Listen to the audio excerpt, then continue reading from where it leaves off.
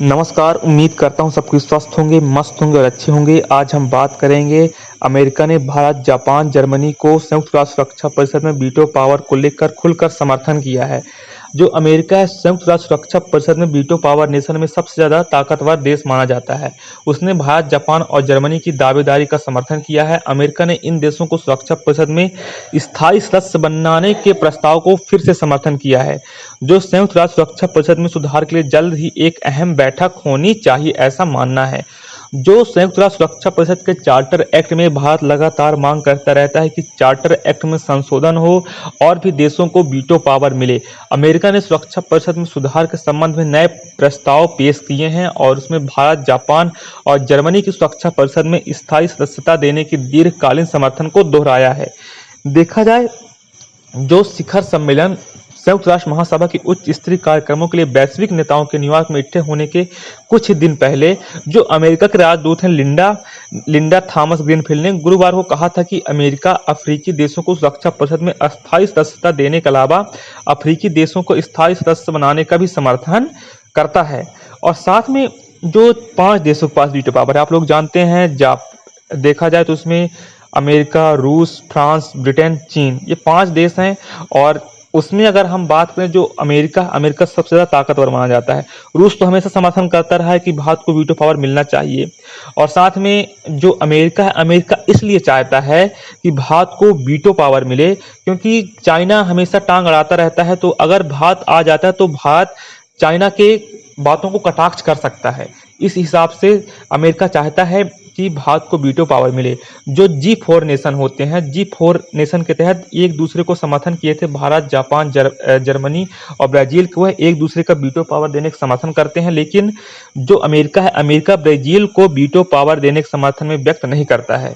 इसके तौर पे अगर हम बात करें, अमेरिका जो विकासशील देशों के लिए सुरक्षा परिषद में एक नई सीट बनाने का समर्थन करता है, ऐसा अमेरिका का मानना है।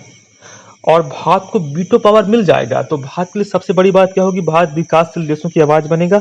और विकासशील देशों की आवाज़ के साथ साथ भारत आतंकवाद के खिलाफ लड़ाई भी लड़ेगा।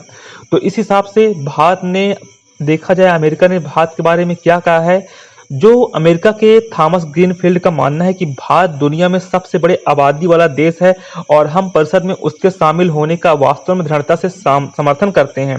मुझे लगता है कि भारत को सदस्यता देने से इनकार करने का कोई आधार नहीं है, लेकिन ऐसे लोग होंगे जो विभिन्न कारणों से विभिन्न देशों का विरोध करेंगे और हम आगे होने वाली बातचीत के दौर पर इस पर भी बात करेंगे। अमेरिका समर्थन देने की तो बात कर रहा है, लेकिन उसने क्या बोला है, उसका मानना है कि लेकिन ऐसे लोग होंगे जो विभिन्न कारणों से विभिन्न देशों का विरोध करेंगे। तो आप ये बताइए, भारत किसका विरोध करेगा? जो जो गलत होगा, जो विश्व में गलतियां होगी, भारत उसका कटाक्ष करेगा। तो अमेरिका तो मानता है कि भारत को वीटो पावर मिले, लेकिन वह स्पष्ट तौर पे भी इसमें नहीं बोल रहा है कि भारत को वीटो पावर मिले। तो लेकिन वह ऐलान तो कर दिया है। और उसने अफ्रीका के भी 3 अफ्रीकी देशों को सुरक्षा परिषद की अस्थायी सदस्यता, जो अस्थायी सदस्य होते हैं, जो 10 होते हैं, आप लोग जानते हैं, उसमें मांग उठाने की बात कही है। तो अगर भारत को वीटो पावर मिलता है तो एक बहुत बड़ी बात होगी। साथ साथ में जो भारत को ये 4 देश तो समर्थन दे सकते हैं, अमेरिका हो गया, फ्रांस हो गया, ब्रिटेन हो गया, रूस हो गया, लेकिन चाइना बीच में टांग अड़ा देता है। चाइना बार बार भारत को वीटो पावर जब जब भी मिलने की बात होती है तो वह हमेशा कटाक्ष कर देता है। तो इस हिसाब से अमेरिका के सामने भी ये समस्या है कि अमेरिका कोई मुद्दा उठाता है तो चाइना वीटो पावर लगा देता है।